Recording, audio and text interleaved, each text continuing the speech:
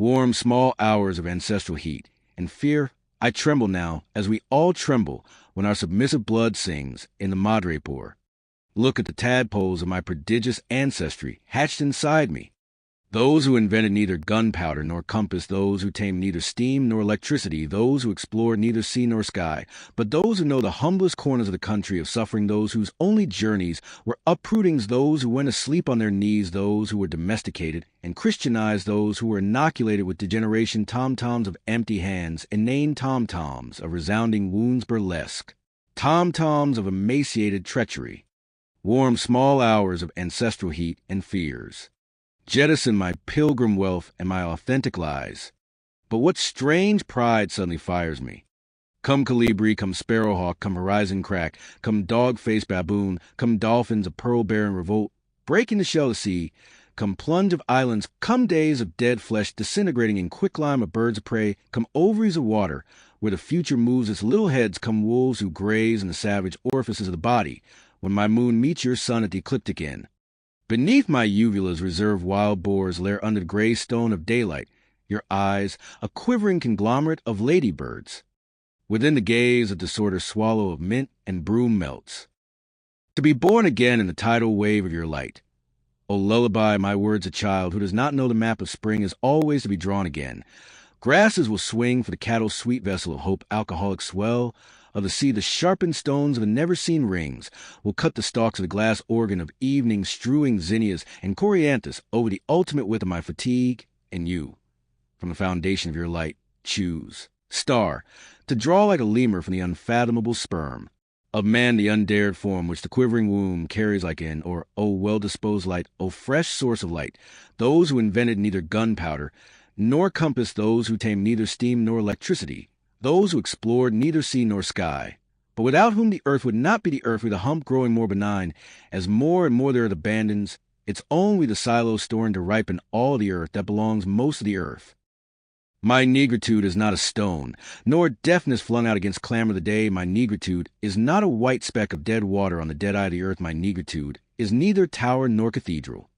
It plunges into the red flesh of the soil, it plunges into the blazing flesh of the sky. My negritude riddles withholds the dense affliction of its worthy patience.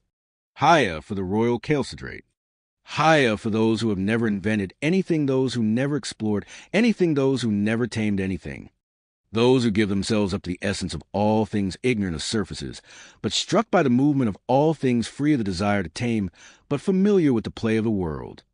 Truly the eldest sons of the world open to all the breaths of the world, fraternal territory of all breaths, undrained bed of the waters of the world, flesh of the flesh of the world, pumping with the very movement of the world. Warm small hours of ancestral virtues. Blood, blood, all our blood roused by the male heart of the sun, those who know the femininity of the moon, with her body of oil, the rapture of reconciliation between antelope, and star those who continue to live in the germination of grass. High a perfect circle of the world, and the fitness of agreement. Listen to the white world, appallingly weary from its immense effort, the crack of its joints rebelling under the hardness of the stars. Listen to proclaimed victories, which trumpet their defeats. Listen to their grandiose alibis, stumbling so lamely. Pity for our conquerors, all-knowing and naive. Haya for the reincarnation of tears, and the worst pain brought back again, those who never invented anything, those who never tamed anything. Haya for joy, Haya for love. Haya for the reincarnation of tears, and the worst pain brought back again. And here at the end of the small hours is my virile prayer, that I may hear neither laughter nor crying, my eyes upon the city, which I prophesy is beautiful. Give me the sorcerer's savage faith, give my hand the power to mold, give my soul the temper of the sword, I will stand firm. Make of my head a prow, and of myself make neither a father nor a brother nor a son, but the father, the brother, the son. Do not make me a husband, but the lover of this unique people. Make me rebellious against all vanity, but docile to its genius, like the fist of our extended arm. Make me the steward of its blood, make me the trustee of its rancor, make me a man of ending, make me a man of beginning, make me a man of harvesting, but also make me a man of sowing. Make of me its executioner. The time has come to gird my loins like a man of courage, but at the execution let my heart preserve me from all hate. Do not make of me that man of hate for whom I have only hate. I was born of this unique race. Yet knowing my tyrannical love, it is not by hatred of other races that I prosecute for mine.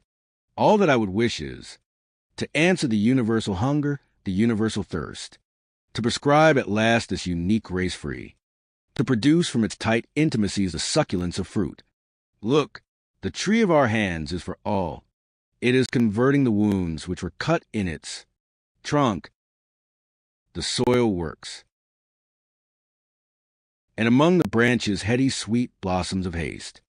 But before I set foot in these future orchards, let me desert them on the encircling sea. Give me my heart while waiting for land. 78. On the sterile ocean where the taut sail promises and soothes. On the changeable ocean, give me the obstinacy of the proud canoe and its seafaring power. Here advancing, climbing and falling on the pulverized tide, here dancing the sacred dance in front of the grayness of the town.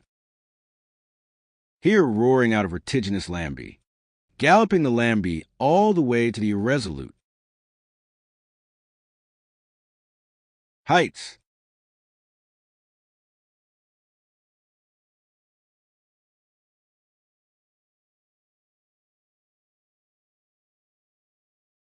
Strongly with a plow stroke 20 times, repeated the paddle, divides the water. The canoe jibs at the force of blade, instantly swerves, tries to flee the paddle, coaxes, and brings it round the canoe, surges forward. A shiver down the spine of the wave. The sea foams at the mouth and scolds like a slave the canoe beaches on the sand.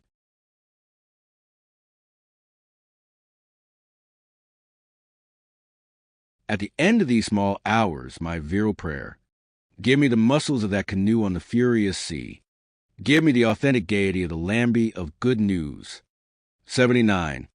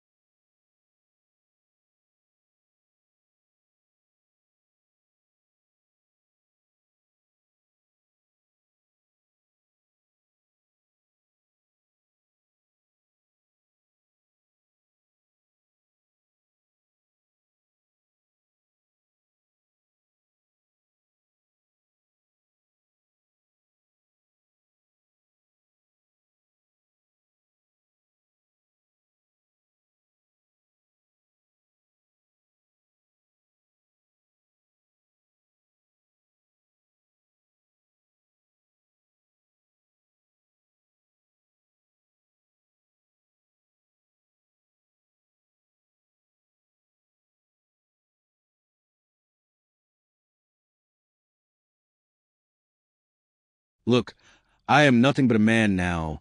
No degradation, no spin the face disturbs me. I am nothing but a man who accepts there is no more anger. He has in his heart only an immense love which burns. I accept, entirely without reservation.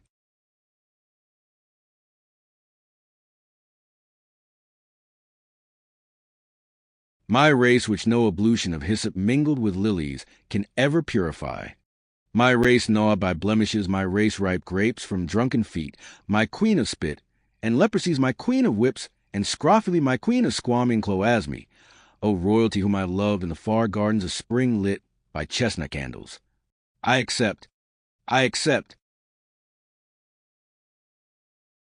The flogged Negro who says sorry, master, and the 29 legally permitted strokes of the whip, and the cell 4 feet high, and the branch yoke of iron, and the hamstring of my runaway courage, and the red-hot fleur-de-lis from the smoking brands bleeding on the soft flesh of my shoulder. And the kennel of Monsieur Voltaire Maincourt, where I barked for 6 dog months, and Monsieur Braffin, and Monsieur de Fournil, and Monsieur de Lamagere, and the yaws, the watchdog, the suicide, the promiscuity, the boot, the stocks, the wooden horse, the shackles, the headband. Am I humble enough? Have I enough calluses on my knees? Enough muscle in the back? To crawl in the mud. To struggle in the grease of mud. To carry earth of mud, horizon of mud, sky of mud, those who died of the mud, own names to be feverishly warmed by breathing upon them in the palm of the hand. Simeon Pequine, who had never known his father or mother, whom no town hall had ever registered, and who all his life went searching for his name. Grand Vorka, of whom I know only that he died, crushed to death one evening at harvest time. It was his job, it seems, to throw sand on the wheels of the advancing locomotive so that it could move on when. The go was bad. Michel, who wrote to me signing strangely. Michel Devane, address abandoned quarter. And you, their living brothers, Exley Vate Congolo Lemke Busalongo. Where's the healer? To suck with thick lips the obstinate. Seeker of the poison at the root of the open wound. Where's the gentle witch doctor to unwind from your ankles the clammy warmth of the deadly iron rings? You are here, and I will not make my peace while the world is on your backs. Islands that are scars upon the water islands, that are evidence of wounds crumbled islands. Formless islands. Islands that are waste paper torn up and strewn upon the water. Islands that are broken blades driven into the flaming sword of the sun. 82. I cast your form. Formless islands on water obedient to the currents of my thirst absurdly, I cast your overthrow and my defiance. Stubborn reason will not prevent me. Ringed islands, only lovely keel I caress you with my ocean hands. I swing you round with my trade wind words. I lick you with my algae tongues. I raid you without thought of gain. The furred swamp of death, the fragments of shipwrecks. I accept, at the end of the small hours, lost pools, stray smells, stranded hurricanes, dismasted boats, old. Wounds, rotten bones, buoys, chain volcanoes, ill, rooted deaths, bitter cries. I accept. And also my racial geography, the map of the world. Made for my use, colored not with the arbitrary colors of schoolmen, but with the geometry of my spilt blood. I accept, in the definition of my biology, no longer miser, we confined to a facial angle, to a type of hair, to a nose sufficiently flattened, to a pigmentation sufficiently. 83. Melanose. Negritude is no longer a cephalic index or a plasma or a soma. We are measured with the compasses of suffering. And the Negro every day lower, more cowardly, more sterile, less profound, more spent beyond himself, more separate from himself, more cunning with himself, less straight to himself. I accept it all, and far from the palatial sea which breaks under a weeping syzygy of Bleb's body, my country marvelously recumbent in my despairing hands, its bones shaken, and in its veins blood pausing like the drop of vegetable milk hesitant at the wound of the bulb. And now suddenly strength and life attack me like a boulder wave of life streams over the nipple of morn, veins and veinlets throng with new blood. The enormous lung of cyclones breathing, the fire hoarded in volcanoes, and a gigantic seismic pulse beats the measure of a living body within my blaze. Upright now, my country and I, hair in the wind, my hand small in its enormous fist, and our strength not inside us, but above in a voice that bores through the night, and its listeners like the sting of an apocalyptic wasp, and the voice declares that for centuries Europe has stuffed us with lies and crammed us with plague. For it is not true that the work of man is finished, we have nothing to do in the world, we are the parasites of the world, our job is to keep in step with the world. The work of man is only just beginning, it remains for him to conquer, at the four corners of his fervor, every rigid prohibition. No race holds a monopoly of beauty, intelligence, and strength. There is room for all at the meeting place of conquest. We know now that the sun revolves round our earth, illuminating the plot which we alone have selected, that every star falls at our command from the sky to the earth without limit or cease. Now I see what the ordeal means. My country is the spear of the night of my ancestral Bambaras. It shrinks and its desperate blade retracts if it is offered chicken blood. Its temper wants the blood of man, the fat of man, the liver of man, the heart of man, and not the blood of chickens. Thus I too seek for my country not hearts of dates, but hearts of men pumping manly blood, so that men may enter the silver cities by the great trapezoidal gate. My eyes sweep the acres of my native country, and I count the wounds with a kind of gladness as I pile them on top of one another like rare species, and the count is constantly lengthened by the contemptible being unexpectedly and newly minted. There are those who never get over being made in the likeness of the devil, and not in the likeness of God. There are those who think that to be a Negro is like being a second-grade clerk, waiting for better things but with no prospect of promotion. There are those who have capitulated before themselves. There are those who live in a corner of a deep pit inside themselves. Those who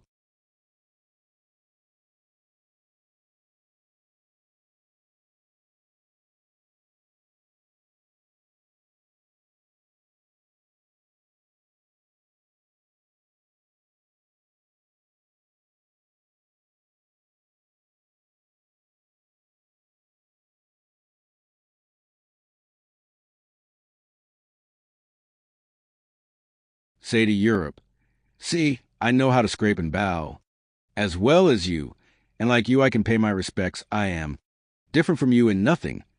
Pay no attention to my black skin. It's the sun that has burned it."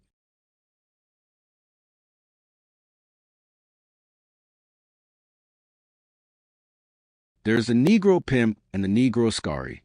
All zebras shape themselves in their own fashion so that their stripes may fall into a dew of fresh milk. And in the midst of all this, I say, hurrah! My grandfather is dying, hurrah! Little by little, the old negritude is turning into a corpse. There's no denying it. He was a good nigger. The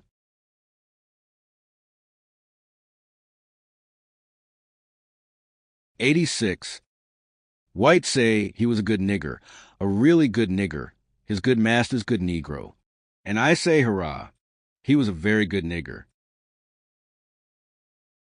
Misery beat him front and back. They shoved into his poor brain the idea that he could never trick his own oppressive fate, that he had no power over his own destiny. Then unkind Lord had for all eternity written prohibitions into the nature of his pelvis. To be a good nigger, he must believe honestly in his unworthiness, and never feel any perverse curiosity to check those fateful hieroglyphics. He was a very good nigger, and it did not occur to him that he might ever hoe and dig and cut anything except the insipid cane. He was a very good nigger. And they threw stones at him, bits of scrap iron, broken bottle ends, but neither these stones, nor this iron, nor those bottles. Oh, quiet years of God on this clod of earth. And the whip argued with the swarming flies over the sweet dew of our wounds. 87. I say, hurrah! More and more the old negritude is turning into a corpse. The undone horizon is pushed back and stretched between the torn clouds assigned by lightning. The slave ship is splitting open, its belly in spasm ringing with noises. The cargo of this bastard suckling of the seas is gnawing at its bowels like an atrocious tapeworm. Nothing can drown the threat of its growling intestines. In vain the joy of the sails filled out like a purse full of doubloons. In vain the tricks allowed by the fatal stupidity of the police frigates. In vain does the captain have the most troublesome nigger hanged from the yardarm, or thrown overboard, or fed to his mastiffs.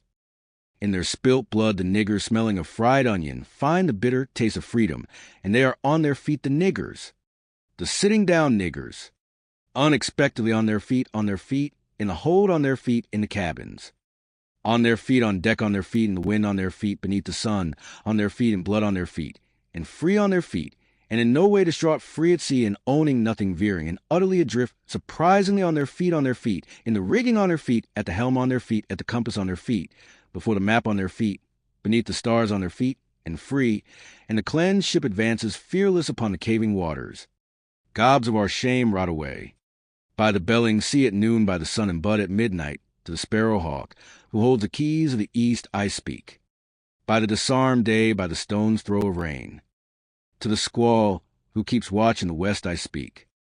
To the white dog of the north, to the black snake of the south, I speak to the two who complete the girdle of the sky, to cross one more sea, to cross one more sea, oh, one more sea to cross, so that I may invent my lungs, so that the prince may be silent, so that the queen may make love to me, to kill one more old man, to set free one more madman, so that my soul may shine, bark, bark, bark, so that the owl may hoot, my lovely curious angel. The master of laughter, the master of the fearful silence, the master of hope and despair, the master of idleness, the master dance, it is I. It is I. And for this, O Lord, men with weak necks are accorded deadly triangular calm. But for me my dance is my bad nigger, dance is the breaking the yoke, dance the jailbreak, dance the it is beautiful and good and lawful to be a Negro, dance for me my dances, and may the sun bounce on the racket of my hands, no. The unequal sun is no longer sufficient, let me address the wind.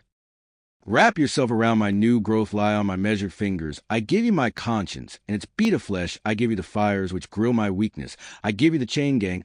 I give you the marsh. I give you the intours of the triangular circuit wind. Consume. I give you my quick words, consume and rap. And as you rap, kiss me with a violent, trembling kiss me, until I am the furious we kiss. Kiss, U.S., but also bite to draw blood from our blood. Kiss. My purity is bound to yours alone, but then kiss.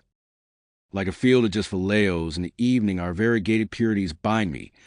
Bind me without remorse, bind me with your vast arms to the luminous day, bind my black resonance to the very navel of the world, bind me. Bind me. Bitter fraternity, strangle me with your lasso of stars. Then rise, rise, it is you I follow. Follow stamped on my eyes, ancestral white cornea, rise, liquor the sky. And the great black hole, where I wish to drown myself by another moon, it is there that I would. Fish for the night's evil tongue in its seas swirl.